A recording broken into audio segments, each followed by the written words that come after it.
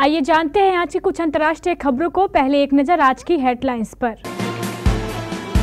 1 minute के भीतर ही लोकसभा की कार्रवाई दिन भर के लिए स्थगित। शीतकालीन सत्र के पहले दिन क्या हुआ? दिल्ली में गैप 4 की पाबंदियां रहेंगी लागू, जाने स्कूल खुलेगा या नहीं। वैष्णो देवी रोपवे प्रोजेक्ट के विरोध में हिंसा, प्रदर्शनकारियों ने किया पथराव। शिंदे नहीं देवेंद्र फडणवीस बन सकते हैं महाराष्ट्र के नए सीएम। संभल हिंसा में सटाकर मारी गई गोली, पोस्टमार्टम रिपोर्ट में हैरान करने वाला खुलासा। दिल्ली सरकार ने किया 2500 रुपए पेंशन देने का ऐलान, 24 घंटे में ही आ गए 10,000 आवेदन। 19 मिनट में लंदन, 15 मिनट में फ्रांस, रूस ने बनाई सबसे खतरनाक मिसाइल। बुशरा बीवी की अपील के बाद इस्लामाबाद कूच कर रहे पीटीआई समर्थक, इमरान को रिहा करने की मांग। अमिताभ बच्चन को कैसी लगी अभिषेक की I want to tell movie, review share किया। और भुवनेश्वर कुमार पर इस आईपीएल टीम ने लुटाए भारी पैसे। संसद के शीतकालीन सत्र के पहले दिन आज सोमवार को लोकसभा की बैठक एक बार फिर से स्थगन के बाद पुनः शुरू होने के 1 मिनट के अंदर दिन भर के लिए स्थगित कर दी गई और प्रश्नकाल समेत कोई विधायी कामकाज नहीं हुआ। निचले सदन की बैठक शुरू होने पर लोकसभा अध्यक्ष ओम बिरला ने वर्तमान लोकसभा के सदस्य रहे बसंत राव चौहान व नूरुल इस्लाम तथा पूर्व सदस्यों एम लॉरेंस, एम पार्वती और हरीश चंद्र देवराव चौहान के निधन के बारे में सदन को सूचित किया। सभा ने कुछ क्षण मौन रखकर दिवंगत सांसदों और पूर्व सदस्यों को श्रद्धांजलि दी। इसके बाद कुछ विपक्षी सदस्य अडानी से जुड़े मामले और उत्तर प्रदेश के संभल में रविवार को हुए हिंसा के मुद्दे को उठाने का प्रयास करते सुने गए और हंगामे के बीच बिरला ने करीब 11:05 पर सदन की कार्रवाई दोपहर 12 बजे तक के लिए स्थगित कर दी। बैठक शुरू होने से पहले प्रधानमंत्री नरेंद्र मोदी जब सदन में पहुंचे तो केंद्रीय मंत्रियों समेत सत्ता पक्ष के सदस्य अपने स्थान पर खड़े हो गए और उन्होंने मोदी मोदी के नारे लगाए। दिल्ली और एनसीआर में प्रदूषण की समस्या को लेकर सुप्रीम कोर्ट ने एक बार फिर सख्ती दिखाई है। 25 नवंबर को हुई सुनवाई में अदालत ने कहा है कि गैप 4 का प्लान जारी रहेगा। यह निर्णय दिल्ली और आसपास के क्षेत्रों में बढ़ते प्रदूषण के स्तर को देखते हुए लिया गया है। सुप्रीम कोर्ट ने एयर क्वालिटी मैनेजमेंट कमेटी को निर्देश दिया है कि वह अगले दिन तक यह तय करे कि स्कूल खोले जा सकते हैं या शिक्षा ऑनलाइन जारी रखी जाएगी। इससे लाखों बच्चों पर प्रभाव पड़ेगा जिनमें मिड डे मील जैसी सुविधा नहीं मिल पा रही है। अगली सुनवाई 28 नवंबर को 3:30 बजे होगी, जिसमें प्रदूषण के स्तर को देखते हुए शिक्षण संस्थानों के संचालन पर चर्चा की जाएगी। कोर्ट ने कमेटी से यह भी कहा है कि वह 10वीं और 12वीं कक्षा के छात्रों के लिए स्कूल खोलने के विकल्प पर विचार करे। सुप्रीम कोर्ट ने स्पष्ट किया है कि जब तक प्रदूषण का स्तर कम नहीं होगा तब तक गैप 4 से नीचे आने पर विचार नहीं किया जाएगा। जम्मू कश्मीर के कटरा में लंबे समय से चल रहे वैष्णो देवी रोपवे प्रोजेक्ट के विरोध ने सोमवार को हिंसक रूप ले लिया। घोड़े और पालकी चलाने वालों के नेतृत्व में हो रहे इस प्रदर्शन में पत्थरबाजी हुई और सुरक्षा बलों के वाहनों को नुकसान पहुंचाया गया। यह प्रोजेक्ट 250 करोड़ रुपए की लागत से बनाया जा रहा है, जिसका उद्देश्य तीर्थ यात्रियों की यात्रा को आसान बनाना है।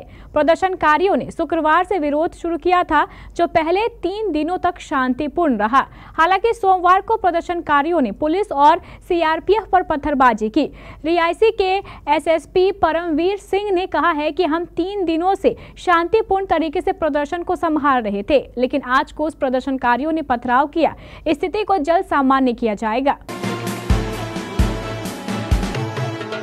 महाराष्ट्र में चुनाव के बाद अब सरकार गठन की कवायद हो रही है। महाराष्ट्र में नया मुख्यमंत्री कौन होगा, आज इस सस्पेंस से पर्दा हट सकता है। देवेंद्र फडणवीस और एकनाथ शिंदे मुख्यमंत्री की रेस में हैं, मगर अब खबर है कि देवेंद्र फडणवीस ने यह बाजी जीत ली है। महायुति में अब करीब यह तय हो गया है कि मुख्यमंत्री किसे बनाया जाएगा।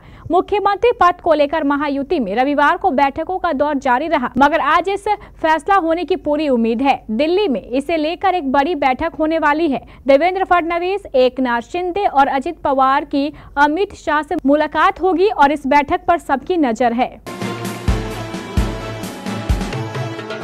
उत्तर प्रदेश का संभल रविवार की सुबह सुलग उठा। यह मामला गंभीर हो गया। जामा मस्जिद के सर्वे को लेकर मचे बवाल के बाद वहां हिंसा भड़क गई।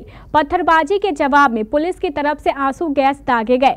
हालांकि 4 युवाओं की मौत पर राजनीति तेज हो गई है। मुरादाबाद के कमिश्नर अजनय सिंह मृतकों की पोस्टमार्टम रिपोर्ट पर हैरान करने वाला खुलासा कर रहे हैं। उन्होंने बॉडी में देसी तमंचे के कारतूस मिलने के साथ ही पॉइंट ब्लैक रेंज से गोली मारे जाने का दावा किया है। उन्होंने अफवाह फैलाने की बात के साथ यह भी सवाल किया है कि सर्वे के दौरान आखिर नई उम्र के लड़कों को आगे क्यों नहीं किया गया। संभल के ताजा हालात बताते हुए मुरादाबाद के डिविजनल कमिश्नर अजनय कुमार सिंह ने कहा है कि संभल के हालात कंट्रोल में है। उस इलाके को छोड़कर दुकानें खुली हैं, स्थिति सामान्य है। जिस तरह के साक्ष्य मिल रहे हैं, कड़ी कार्रवाई होगी, एनएसए तक की कार्रवाई हो सकती है। दिल्ली के बुजुर्गों के लिए दिल्ली सरकार ने बड़ा ऐलान किया है। दिल्ली की आतिशी सरकार ने दिल्ली के बुजुर्गों को पेंशन देने की घोषणा की है। दरअसल दिल्ली सरकार 80,000 बुजुर्गों के लिए नई वृद्धा पेंशन योजना शुरू करने जा रही है। पेंशन का ऐलान दिल्ली के पूर्व मुख्यमंत्री और आम आदमी पार्टी के चीफ अरविंद केजरीवाल ने किया है। ऐलान करते हुए केजरीवाल ने कहा, हमारी सरकार में 1.25 लाख पेंशन जोड़ी गई है। अब कुल 5,30,000 बुजुर्गों को पेंशन मिलेगी। मैं जहां भी जाता था बुजुर्ग पेंशन की मांग करते थे। इसे दिल्ली सरकार ने लागू कर दिया है। पिछले 24 घंटे में 10,000 आवेदन आ चुके हैं। बता दें कि लोकसभा चुनाव से पहले दिल्ली की आप सरकार ने अपने महत्वाकांक्षी योजना मुख्यमंत्री महिला सम्मान योजना जल्द लागू करने का ऐलान किया था। इस योजना की कागजी कार्रवाई लगभग पूरी हो चुकी है। रूस ने एक नई हाइपरसोनिक मिसाइल ओरेसेनिक का सफल परीक्षण कर लिया है, जो दुनिया भर में सनसनी फैला रही है। इस मिसाइल की हैरान कर देने वाली रफ्तार और मारक क्षमता ने इसे दुनिया के सबसे ताकतवर हथियारों की फहरिस्त में लाकर खड़ा कर दिया है। हाल ही में रूस ने ओरेसेनिक मिसाइल के सफल परीक्षण का ऐलान किया है। इसे अगली पीढ़ी का मल्टी रेंज बैलिस्टिक और हाइपरसोनिक हथियार माना जा रहा है, जो दुनिया के किसी भी आधुनिक रक्षा तंत्र को भेदने की ताकत रखता है। यह मिसाइल रूस की सैन्य शक्ति को और भी अधिक मजबूत बनाएगी और इस सैनिक मिसाइल को रूस के प्रमुख रक्षा अनुसंधान संस्थान द्वारा विकसित किया गया है।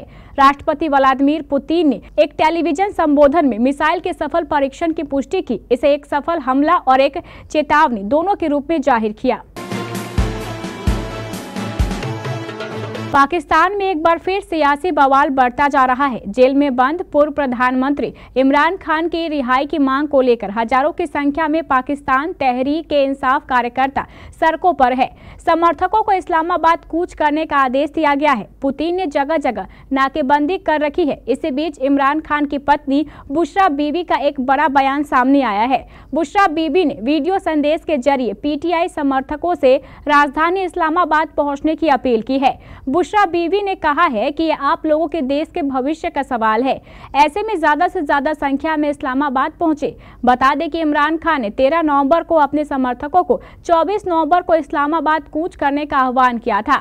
हालांकि भारी सुरक्षा बलों की तैनाती और नाकेबंदी के कारण समर्थक आ नहीं पाए। पीटीआई ने जनता से गुलामी की बेड़ियों को तोड़ने के लिए मार्च में शामिल होने की अपील की थी।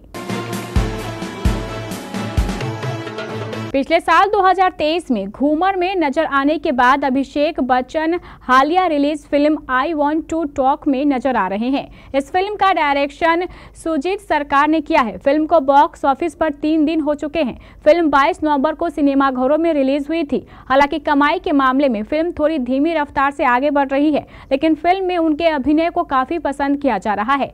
हाल ही में बिग बी ने भी फिल्म का रिव्यू शेयर किया है। ये एक फैमिली ड्रामा फिल्म है जिसकी कहानी रितेश शाह ने लिखी है और इसे राइजिंग सन फिल्म्स और कीनो वर्क ने प्रोड्यूस किया है। ये फिल्म एक सच्ची घटना पर आधारित है, जिसमें अभिषेक बच्चन ने अर्जुन सेन नाम के एनआरआई का किरदार निभाया है। अर्जुन कैंसर से जूझ रहा है और सर्जरी से गुजरना पड़ता है। साथ ही वो अपनी बेटी के साथ बचपन से चली आ रही मुश्किल रिश्ते को सुधारने की कोशिश करता है। फिल्म की शूटिंग कैलिफोर्निया में हुई है। हाल ही में सदी के महानायक कहे जाने वाले अमिताभ बच्चन ने बेटे अभिषेक की इस फिल्म की खूब तारीफ की। उन्होंने अपने ब्लॉग पर एक पोस्ट लिखकर अभिषेक के अभिनय और फिल्म के प्रभाव पर अपने विचार साझा किए। अमिताभ ने कहा कि ये फिल्म दर्शकों को इतनी गहराई से जोड़ती है कि वे खुद को इसकी कहानी का हिस्सा महसूस कर सकते हैं। उन्होंने ये भी लिखा है कि अभिषेक ने अर्जुन सेन के किरदार को पूरी तरह से जिया है और अपनी अदाकारी से एक खास छाप छोड़ी है। आईपीएल 2025 के पहले दिन एक और जहां अर्शदीप सिंह और यजुवेंद्र चहल को 18-18 करोड़ रुपए मिले, तो दूसरी ओर मोहम्मद शमी पर 10 करोड़ की बोली लगी। आईपीएल इतिहास के सबसे खूंखार गेंदबाज भुवनेश्वर कुमार के लिए भी टीमों ने खजाना खोला। स्विंग के सुल्तान को 10 करोड़ 75 लाख रुपए में विराट कोहली की टीम रॉयल चैलेंजर्स बेंगलुरु ने आईपीएल मेगा ऑक्शन के दूसरे दिन खरीदा है। वह सनराइजर्स हैदराबाद को अपनी गेंदबाजी के दम पर चैंपियन बना चुके हैं, जबकि 2 बार पर्पल कैप जीता है। भुवनेश्वर कुमार आईपीएल इतिहास के सबसे सफल गेंदबाजों में शामिल है। उनके नाम 176 मैचों में 181 विकेट दर्ज है, जबकि उनका सर्वश्रेष्ठ प्रदर्शन 19 रन देकर 5 विकेट है। वो 2 सीजन में सबसे अधिक विकेट लेने की वजह से पर्पल कैप भी जीत चुके हैं। उनकी स्विंग गेंदबाजी के आगे बड़े बड़े सूरमा भी खौफ खाते हैं।